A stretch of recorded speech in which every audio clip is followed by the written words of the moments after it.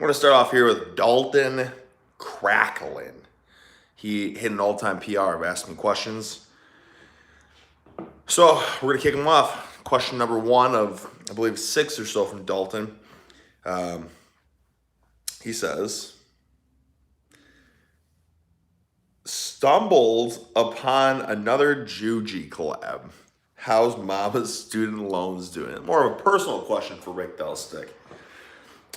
We didn't touch the student loans. You see, I believe Mama, or, we're a unit, financial unit.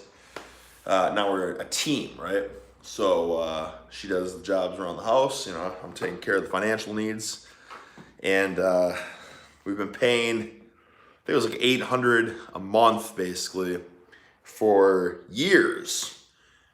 And with interest and all that, I think ended up paying like $30,000, and it hasn't gone down at all. So the student loans are still at almost $100,000, because if you're just paying the minimum, like $800 of the month is a minimum. It's crazy, but then you're just paying off the interest basically. You're not actually touching it. So, needless to say, waiting for that big payday to pay off those student loans. Got another question here. It says, if you could only do one lift the rest of your life, what would it be? One lift the rest of my life would probably be behind the neck press. You could even go so far as to argue behind the neck. Well, it's different. I was going to say push press, because you get a little leg activation in there. It's a silly question, because why would you only do one lift? But yeah, just behind the neck press, because listen, if it's between a jacked upper body and a jacked lower body, I'll take the jacked upper body. Now, this is kind of like not what people would expect, right? Because you think from old Sticky Ricky himself here. I mean, trap bar deadlift would be money, because that's going to work your back. It might very little work your pecs, right? Your traps, and then you got your glutes are thick and juicy, your hamstrings, your quads. That's probably the most bang for your buck exercise. But the reason I said behind the neck press is because you're getting them capped full delts. Traps are working like a beast. You even feel it in your neck. Your chest is working to an extent. Your entire upper back is working. Your triceps are working. It's just like, the way that I see it, it's a silly question, so we're not even going to dwell on that. You know what I mean? But like the way I see it, when I want to lift on my own, it's like, what am I going for? And at this point, it's like, obviously I want to be big and strong, but I go through phases. You know what I mean? I go through my different strength phases, like where it's bench specializing, deadlift specializing, and I'm kind of going through a phase right now, like a jacked aesthetic phase. You know what I mean? Like where image, especially with my profession, is of the utmost importance. Right? Or, and let's say I'm wearing a singlet or something. What is the most important look? And that's going to be capped delts, sickening popping triceps, big traps, thick upper back, and pectoral. I mean, really, and your overhead press is working all of those. You know what I mean? And really it comes down to efficiency in the gym. And I was just talking to Mama about this today, and I was saying that machines are easy. And I'm not against machines. I'm all for a good pump on a machine. Depends on the mood, right? But like if it's really about optimizing your time in the gym, like a lot of people, they only have an hour to lift in the gym. If it's work or school, whatever, they're caught up. They have like 1 hour to get in the gym. Well, you should probably avoid machines overall, because like while a machine is great and beneficial for a sick, solid, juicy pump, you're not going to get the same stimulus, obviously, as you will from a free weight. So I'm telling Mama, like the downfall of a lot of like quote unquote wannabe bodybuilders is they're doing all the machines. And everyone's got this conception, if you're in the gym for more than an hour, you're hurting yourself. You're actually getting negative results. You know what I mean? So between this mindset of you have to fit things in an hour, otherwise cortisol destroys all your gains, and machines are great for isolating things, like you're getting just less bang for your buck exercises in this window, and it's killing your gains as an athlete and exercise. So it's like, that's kind of one of the reasons why I got into the whole specializing thing in the first place. I just looked at what's the most bang for the buck exercises, and a quote from Dan Gable: if it's important, do it every day. If it's not important, don't do it at all. Okay, so it's like, wow, deadlifts get you strong as an ox, right? And they get your back thick and dense. So what happens if you deadlift every day? And then it's like, well, you make great gains with it, great strength gains. Yeah, you plateau, but you make great strength gains. And with those strength gains comes some, hopefully, size gains, with that newfound neurological adaptation for your nervous system. So I don't even know. It's just, what am I even talking about here? Basically, Dalton, yeah. If you had to pick one exercise the rest of your life, it's a silly question, my man. But how about this? Since it's only one, let me actually answer it. I would say a clean to a press, a clean to a press, right? Like a full power clean to a press. That way you're getting your entire body in the movement. Explosive, dynamic, explosive lower body, leg drive with that triple extension to catch it. You can even do the dip for more lower body involvement, and then that to that press where you're getting all the back and the front and the jacked and juicy arms. So that's the most bang for your buck exercise, I would say, if you just had to pick one.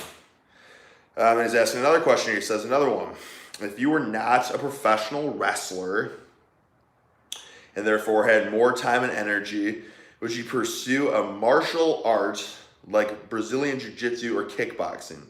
Given your background, it seems like you would naturally gravitate back to competitive martial art like I did amateur wrestling. Well, it's funny. It's funny that you said, I don't know if I would pick one. I guess jiu-jitsu is kind of like the most similar in a sense to grappling, to wrestling, with the strength and everything involved with it. Just that contact like that. But really, if I had to focus on a martial art, I'd probably just go back and focus on wrestling. And I'd mess around with the idea in my head too. But it's like, if there's ever time, there's a point where, because I don't have the discipline, or not the discipline, I don't have the time. I just don't have the means to commit, along with being in professional wrestling and stuff like that. It's not possible. But, to commit to train, like try to compete like world team trials or something like that, for, world championships or like Olympics and stuff. But so I looked into it, and there's like the old timers, there's like it's the masters, and apparently that's like 35 plus. So really I only have to wait 2 more years, and I can, get ready to compete for like the masters freestyle wrestling or something like that.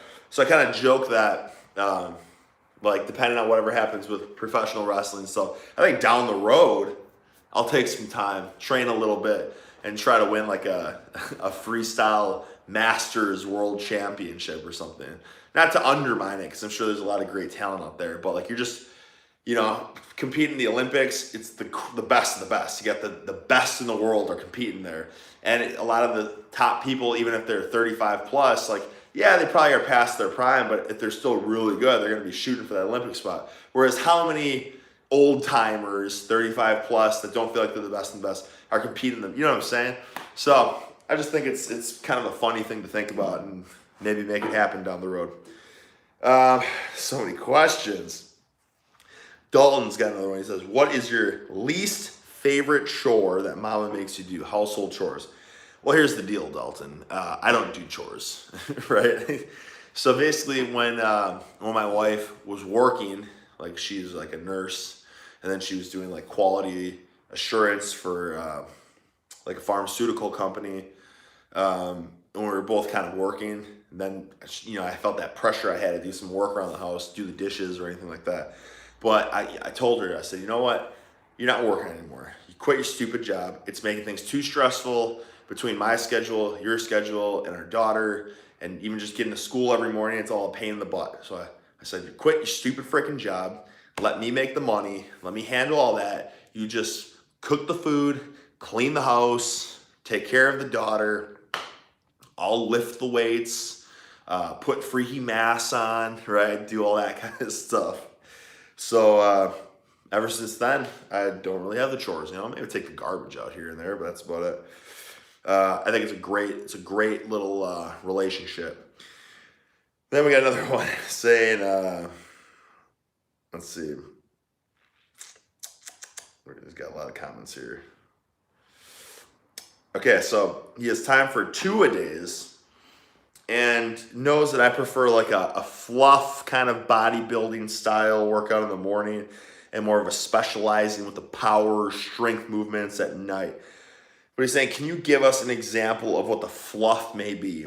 And absolutely. I mean, it's really, listen, it's as simple as it can be. So I think back to, because right now it's kind of diluted or convoluted. I don't know whatever the word. I'm not a freaking genius. I'm not a Webster's dictionary specializer. Right now it's difficult because I have to train, I have to lift at work and then lift here too. So that's why my training, like for YouTube now, it's just kind of all over the place.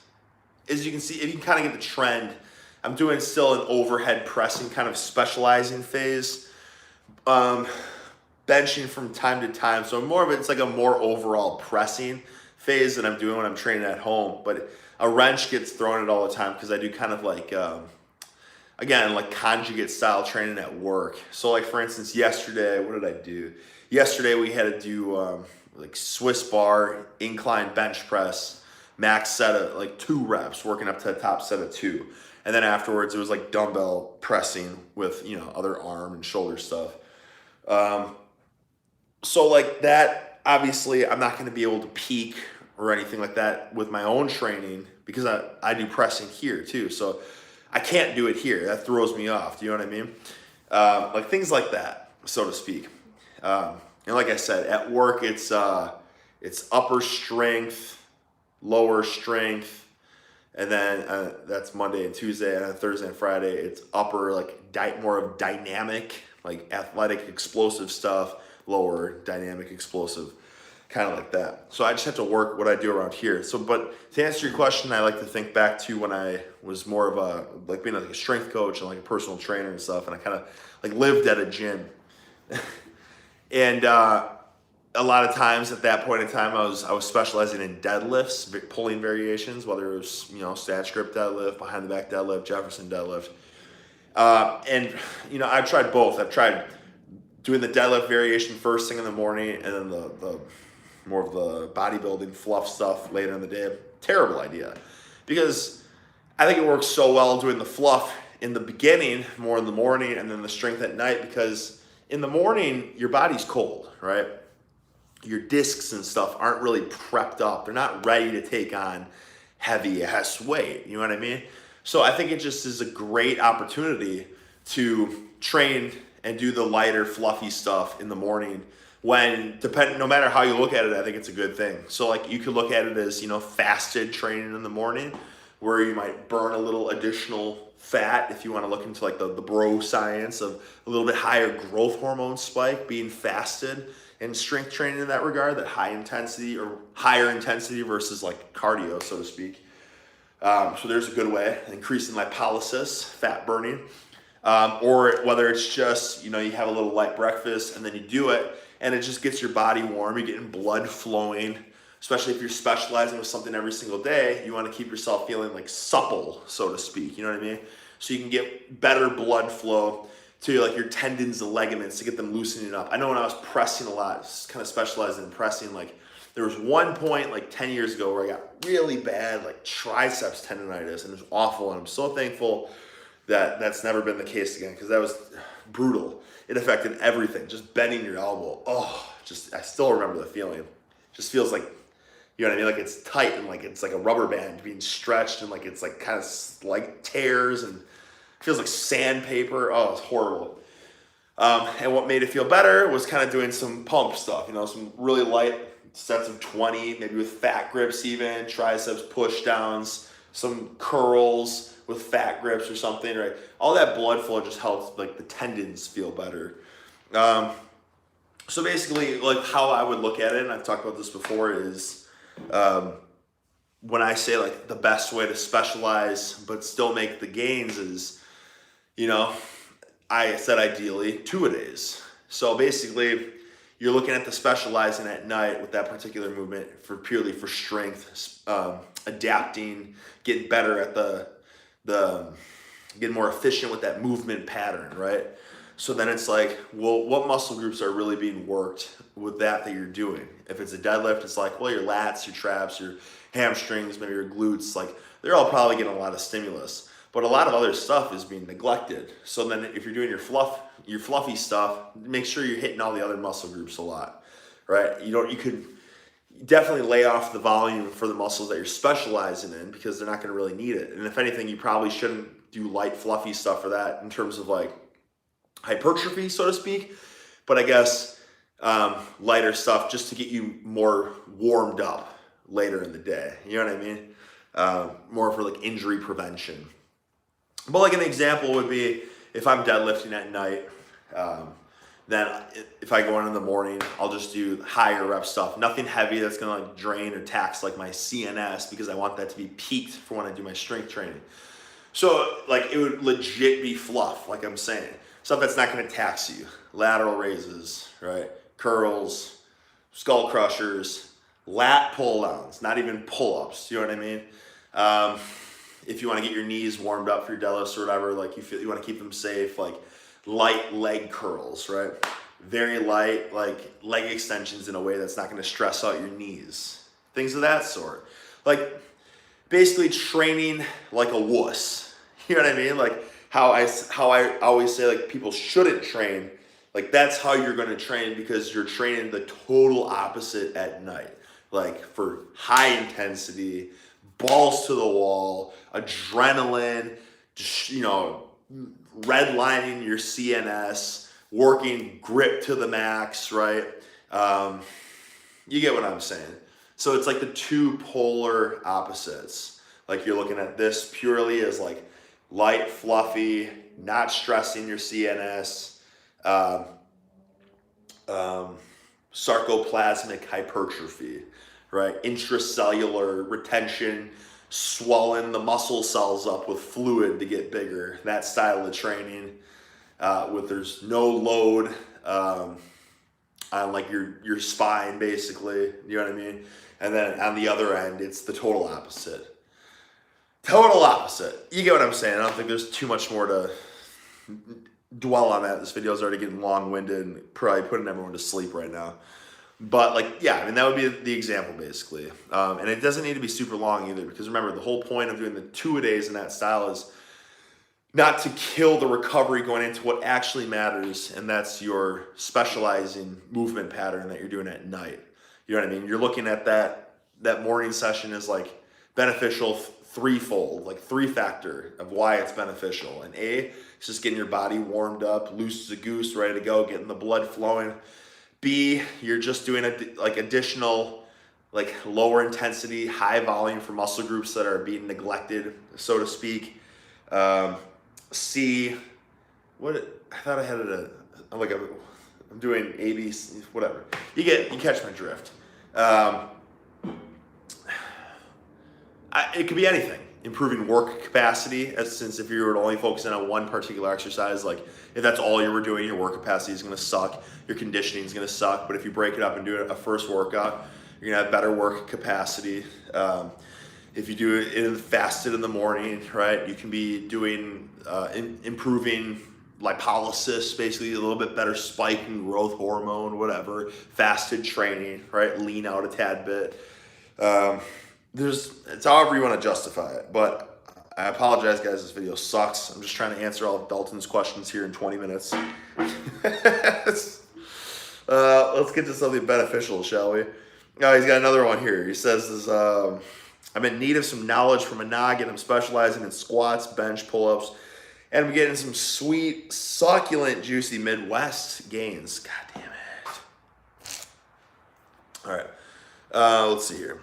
One day a week, I work up to heavy conventional deadlift because I start to miss it throughout my other lifts. Okay, I think you're saying, yeah, I don't understand what you mean, but let's see if I can figure it out. It seems I am almost physiologically incapable of keeping a perfectly straight spine on the deadlift, even at lower weights that I move with ease. I never have pain and move weight pretty well. But it bugs me that I can't be like cool Instagram lifters deadlifting 700 pounds with a back you could put a cup of coffee on. The question is a perfectly straight back necessary for conventional deadlifts? And what are some things I can do to achieve it? I would say a perfectly straight back is the safest way. I really don't think that it's like a must, because there are people there's quite a few people like on social media that lift heavy with a, I don't know, slightly rounded back. And I would say it's probably not, I'm not going to say optimal, because optimal is what feels optimal to you and your leverages and where you feel the tightest. You know what I mean? Like, for instance, for me too, you're saying perfectly straight. I'm kind of the same way. I can't pull with perfectly straight back, because I feel like if I try to keep my back perfectly straight, I can't kind of clench down. I don't know if I can show you what I mean here with my awful, okay, let's say if I have a perfectly straight all right, here we go. This will be good. Oh, Sticky Ricky. Awful setup. Cheap, terrible videos. Okay, let's say if I'm pulling with a perfectly straight back, right? Well, this doesn't feel as strong to me as this. Do you know what I'm saying? Now, I know it's not totally rounded, so maybe even if you do get a little more rounded, you're probably starting to enter more and more of the danger zone. But like, if you're pulling, I mean, there's a difference between pulling like this, you know what I mean? Where you're cat backed. But to start a pull here versus like here, like people would maybe consider that rounded, but I consider that tight and strong and rigid, because that's how I can like breathe in and brace. You know what I mean? And this is stronger to me than this. I can't brace as hard in this kind of flat curved back as I can clench down and really engage my abdominals. And I feel like that's what keeps the deadlifts and squats feeling the safest for me. Like if I was hyper focused on keeping that straight back, I'd probably be weaker. And I'd be like, well, I guess I'm just weak. No, I think it's just anthropometry. What's the frickin' word? But basically, like the way I see it is for me to kind of clench down with my like abdominals, and not flexing it, but like obviously pushing out and bracing against the belt. It just feels stronger. And maybe it stems from like wrestling, because that's kind of the posture I've been in like my entire like youth. Like if I wrestle, I'm wrestling in this position. Do you know what I mean? See my back? Like this is how I wrestled like my whole life. And this was the strongest to me. This was not strong to me. This would wear me out. This would not. This is like tight, and I feel super compact. And I feel like that's how a lot of fighters are. Like if you watch UFC, like boxing, all that kind of, that's like the power position. I think Pavel, the guy that coined grease in the groove and whatever. Anyways, that's where I get the kind of the specializing stuff from. That dude, the Russian dude, the Soviet whatever military trainer guy, he talked about that. It's kind of like that's like a fighter's posture, right? Because you have really strong abdominals, because that's how you're tight. That's how you resist people from like pulling you down, snapping you down, is being tight and clenched like that. So I feel like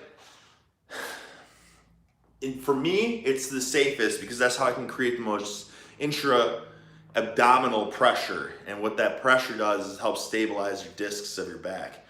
So it just depends on how much you're rounding those. So I think there's a difference between like what I just showed and then doing like a C back, right? A full-on flat cat back, where all of a sudden it went from like, okay, I feel tight and I'm really bracing, to all of a sudden it pulls you out of position. And it's like now your spine is literally just hanging on. You know what I mean? Along for the ride, and not really, and you're not engaging muscles consciously anymore. But I think, so to answer your question, I don't think it's necessary, but at the same time, I do think it's good to mess around. Like, I don't know how much time you've dedicated with your training to try pulling with like a straight back, and then the same weight and the same set, okay? That's what a straight back feels like. Now I'm going to clamp down with a little bit of rounding. And I want to feel how that feels, right? And kind of mess around with things. I think we all need to do that with everything we do. And not even like, well, once you figure it out, you figure it out, because our bodies change over time. And some things get overused over, and our joints change over time in terms of how they feel and the wear and tear and all that stuff too. And it's like what I was saying the other day on my benching video, how I always do like, you know, thumbless, kind of like suicide grip, because that feels the best on my shoulders, right? But I started benching that way over a year ago at least. And now I just wanted to mess around. I said, okay, I'm gonna use my thumb again. I'm gonna use my thumb. I'm gonna really try to squeeze and like break this bar, try to bend this bar and get the strongest grip. Because while with a thumbless grip, you can still grip the bar really freaking hard. That's why you shouldn't worry about it rolling out of your hands. You still can't grip it as hard as you can when you have your thumb and you can like literally do this and try to break the bar. You know what I mean? And it's without me knowing, because it's not like my shoulders were ever killing me, without me knowing, my shoulders feel better now. So when I use the thumb and I bench again, it doesn't bother me like it did a year ago. So now when I'm benching, it's like, wait a second, now all of a sudden I feel better with my thumb. Whereas starting a year ago, I felt a lot better without my thumb. You know what I mean?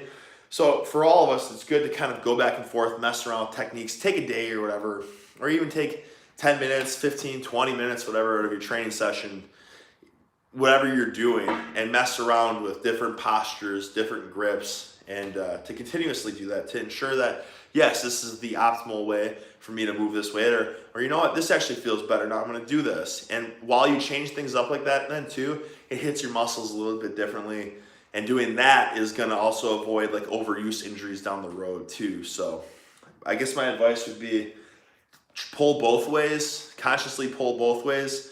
And then as you get heavier, pull the way that feels safer to you. So if you feel like when you're deadlifting, your back is roundy, and it doesn't feel like, you're saying it doesn't hurt you, but like you didn't say if it feels safe, like if you're consciously feeling tight and braced against the weight, like if that's not the case, like you feel like you're in control of that heavy weight and you're tight and braced, then I would say that you probably should go back to the drawing board then, and then figure out different techniques, like doing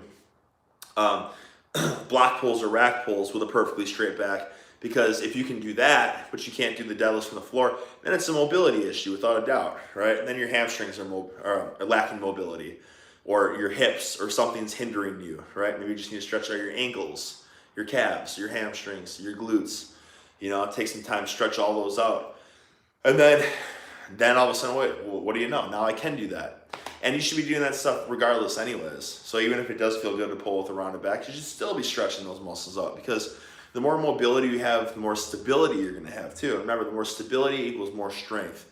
And you don't wanna be fighting your own body to get in the position, because if you have to fight your own body, now imagine adding 700 pounds to that. You're fighting your own body plus 700 pounds. Of course you're gonna get hurt, right?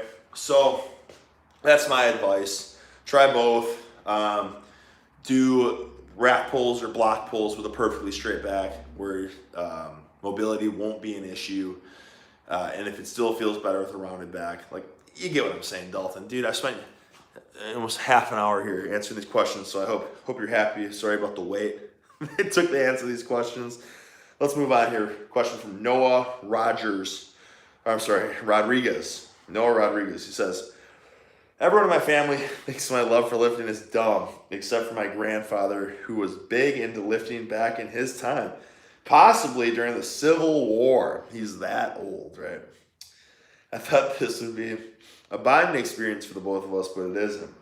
Every time I tell my grandfather about the numbers he has lifted, or every time I tell him about the numbers, it appears he has lifted more than me back in his prime. For example, when I deadlifted 405 for the first time in high school, he told me his best was 450. Sure, Grandpa. When I pulled 510 for the first time, he told me that his best pull was 615. So I decided to test out how much he's willing to lie to me. So I told him I benched 800 pounds, which he obviously didn't.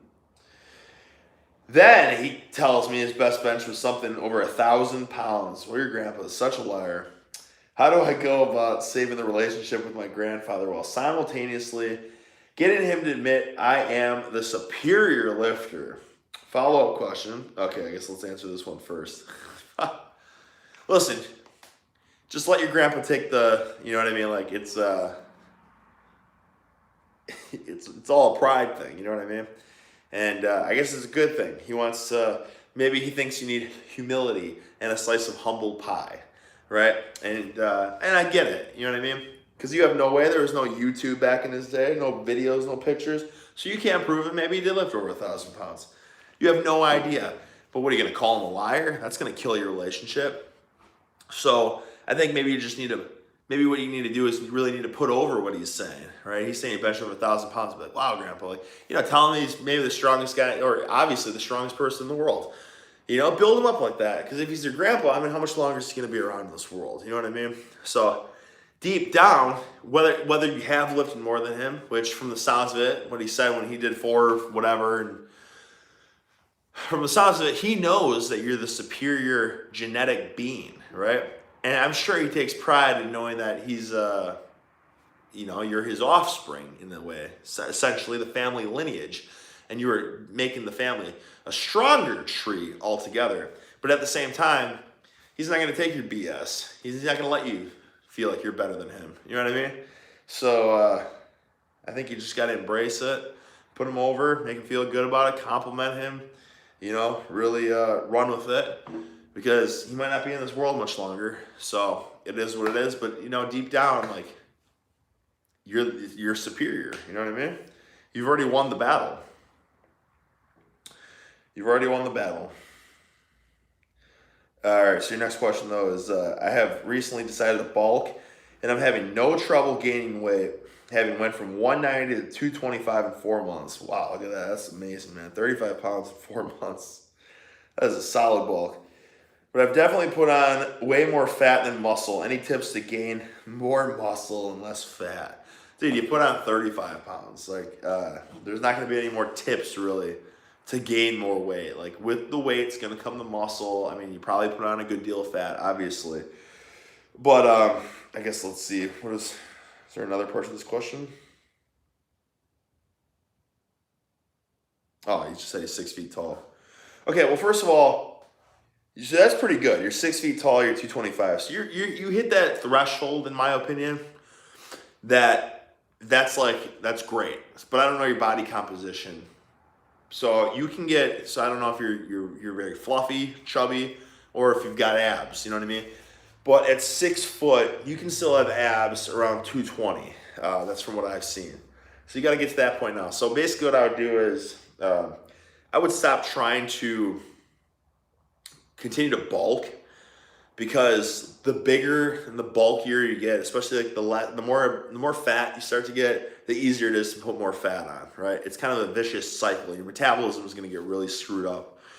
So at this point, keep doing what you're doing with the strength training.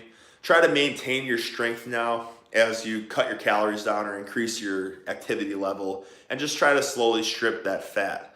And then when you come down from there, then just obviously, you know, stay lean and mean, and try to have your strength peak from there, so that next time you bulk, you can kind of surpass that 225, put more strength on with that bulk, and then obviously when you cut back down, you'll be in a better point. But yeah, in terms of like tips for gaining more muscle and less fat, it comes with the territory, man. Like, you have to expect to gain fat. You know, it's a fairy tale that people are telling. They're trying to sell you something when it's, you know, like bulk without gaining fat. Like, that's not how your body's gonna work. Like, you're going to put muscle on when you're putting fat on. Like, your body's in like a storage, you know, like a hibernation bear mode. You know what I mean? Like, you gotta just roll with it and embrace what it is. And then just cut it, you know what I mean? Like, that, there's a reason that's a thing back in the day with like all the bodybuilders before all these weird drugs and stuff came into the mix. It's the best, easiest way to do it, to get jacked and stacked, get super strong with those better leverages now that come with the higher body fat and the higher body weight, and then just try to your absolute best. I think the main key is to maintain that muscle now when you drop that fat. The key is do everything you can to maintain your strength. You know what I mean? Or keep pushing those weights. Let's say you got to a 405 bench or something like that. As you strip the body fat, or even as your body weight comes down, that bench can be hard to maintain. But as long as you keep your nervous system kind of in tune with that big weight, so that's going to be like in my opinion, that's kind of be like where the partials are going to fit in, or like the really heavy static holds. Like, don't let that heavy weight start feeling heavy to you as you drop weight, because that's what's going to happen. Like, especially with your pressing and stuff, your bench, the first thing as you're dropping weight is your bench going to suffer. But there's little tactics you can use like that. That's why you got to get interesting with the partial reps, the really heavy statics, the heavy negatives, that kind of stuff as your body weight's coming down. And then remember, do the most you can to get caught up, or to maintain your strength, but at the same time, as you're cutting, just expect that like you're not going to be hitting strength PRs. You know what I mean? Just be realistic. I guess if you're a newer lifter, you could, but remember, kind of just change up the way you do your training then. So I would do those really heavy overloading techniques, and then instead of like 1 rep max goals and all that, then do higher rep max goals. You know what I'm saying? Like if you're bulky and you're going for 1 or 2 or 3 rep maxes on like bench and squats and stuff like that, then do those really heavy CNS overloading techniques of heavy negatives or really heavy static holds or heavy partials, and then drop the weight down and shoot for like 10 rep max PRs. Right? It's just going to keep you sane as you get leaner, but while maintaining your strength. You know what I mean? All right. Eric Jimby says, SRVH, Sticky Ricky Van Hagen. Hope you're feeling extremely generous and can use the wealth of wrestling and lifting knowledge to help me. I am the coach of a junior high wrestling team and want to get everyone lifting. Do you have any tips or program ideas I can implement considering the limitations of the age group? Absolutely, dude. I've trained middle school athletes as well. The main thing is going to be teaching good movement patterns, or good, like, I'm sorry, I'm just all over the place right now. Mechanics, movement like mechanics, because that's going to set them up for so much success if you can start that stuff early. So teaching them how to squat, teaching them how to hip hinge, teaching them how to engage their glutes, right? Teaching them how to engage their scapula, developing core strength. So basically, like what I had kids do for the most part when they were, especially when I had limited equipment with a lot of kids. You know, I had to do workouts with them like in a field, like a baseball field where there's no equipment, or like in the hallway of a high school where there's no equipment. You know what I mean? God, dude, I wish I had the program in front of me that I kind of ran. But basically, what I would start with them, I would do like kind of mobility stuff, like yoga stuff to start, because kids, the older they get, the more rigid they get. And then once they start to get really tight, it's really hard to break that. You know what I mean? Like, I wish I was in gymnastics as like a 4 or 5, 6, 7, 8, 9, 10-year-old, because they do like flexibility and that kind of stretching and stuff when they're warming up. And all kids are born with mobility. All kids can do a nice deep ass to grass squat. But it's as you get older and you stop, or you don't stretch, and you're sitting all the time, and your glutes get really weak and your hip flexors get super tight, right? That's when things go to hell. But like, you can look, I mean, like a Spider-Man stretch, or some people call it that. Some people call it world's greatest stretch. Some people call it like, dude, what do they call it? It's like the warrior type poses in yoga, where you're in that stretched out lunge position, touching your elbow to the floor. Just look up like Spider-Man stretch. I would have them do dynamic warm-ups like that, where it would be Spider-Man stretch, twist, other side, Spider-Man stretch, twist, like all the way down the hallway, or like 10, 20 yards, because that's getting them to do like deep lunges with stretching, mobility work involved with it. Doing things like toy soldiers, that's like where you're kicking your hamstrings, kicking your leg as high as you can, stretching out your hamstrings. Doing things like, you know, walking hamstring stretches, touching your toes with every step. So just look up dynamic warm-up things. That's like the best stuff you can do for warm-ups. Stuff that's getting their heart rate up, but also improving their mobility. For the strengthening stuff, right? Because some parents might be afraid, basically, of having their kids do strength training. Like, I started at 11. I don't think it hampered me at all. But I was doing kind of, I was doing pull-ups are great, yes. But other than that, was doing lots of curls and lots of dumb stuff. And like bear crawls are great, right? Getting their hip flexors stronger, getting their abdominals strong, strengthening their shoulders. So forwards bear crawls, backwards bear crawls. Planks are awesome, right? Obviously. Side planks with the top leg raise. You know what I'm saying? So that their glute medius is firing. Like a deep prying squat where you get in a full ass to grass squat. Take your elbows, like push them out, kind of stretch out your adductors that way. But doing like bodyweight squats or jump squats, obviously. Like a frog style, like jump squats down a field, right? That's fantastic. Jump lunges, another dynamic plyometric type movement where you're kind of shuffling your foot. Like if you're one foot's here, jump, lunge, right? Jump into that lunge, jump into that lunge. Step up stuff, pistol squats if the kids can do, which they probably can't yet, but you can work up to that. Obviously push-ups, dude. But push-ups to the point where it's like scap push-ups, right? Where you pinch your shoulder blades, down, up, protract, retract, down, up, that kind of stuff. Push-up position where you're doing like shoulder touches, where you're getting more resistance on the shoulders and you're kind of doing that instability for the abdominals. Same thing, where you're reaching. Bird dog, that's where one leg's up, other side's up, where it's getting glute and core activation. Laying on their back, doing glute bridges for time, single leg glute bridges for time. Just holding push-ups, doing a lot of stuff for time, like challenges like that. That's like the best kind of stuff, right? Laying flat on their back, doing like the Superman to get like their lower back working, just holding their position here, like the Superman, but like doing like the I's, the W's, the T's, not even with weight, but getting them to like activate their rhomboids, their rear delts, right? Their mid, their low traps. That's improving their posture. Like doing that kind of stuff is setting them up for so much more success when they do get in the weight room. And then squatting feels better for them because they have the mobility, they have the core strength. Single leg RDLs, even just touching their toes with no weight, because that's going to kind of get them more comfortable with hip hinging.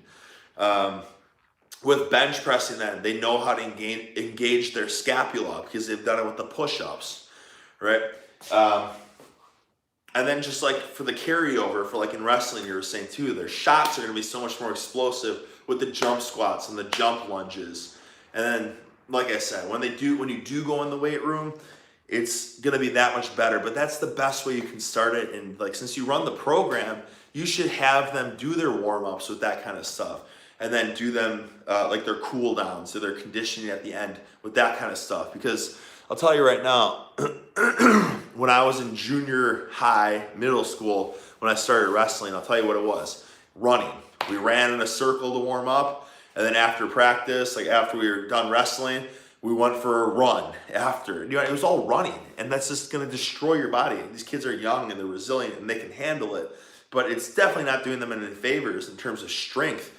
And especially for setting them up for success when they go to the weight room. Like you're cursing these kids. Whatever imbalances and weaknesses they have, they're just going to become more and more dysfunctional. Do you know what I mean?